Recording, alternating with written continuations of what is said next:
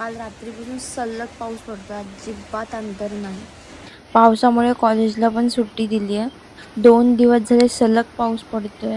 कमीत कमी आठवडा झाला असेल मी कॉलेजला नाही गेली आहे. आणि वरून ही 2 दिवसाची सुट्टी. आता आज परत नोटीस आली आहे की उद्या पण सुट्टी असेल कॉलेजला. मग पूर्ण दिवस टाइमपास मध्येच जाणार आहे आजचा पण.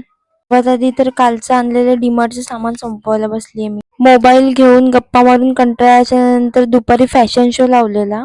मम्मीची साडी नेसलेली आणि तोपर्यंत जेवण पण रेडी होतं. मस्तपैकी जेवून घेतलं.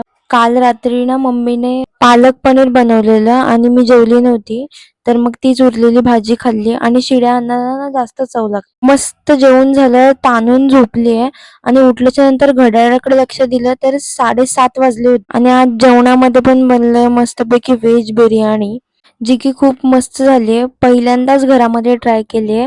थोडीशी तिखट झालेली पण खूप छान झालेली. तर मग चला बघू कशी बनवलीये ती.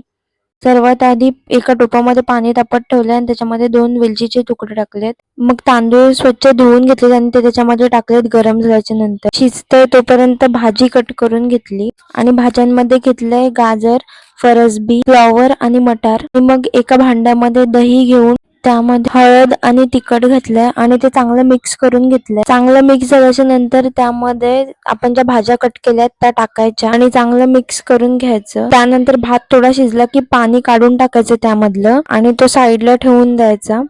मग टॅमॅटो आणि कांदा चिरून घ्यायचा. मग एका टोपामध्ये तेल, हळद आणि थोडी तिखट टाकून त्यामध्ये पनीर चांगलं तळून घ्यायचं.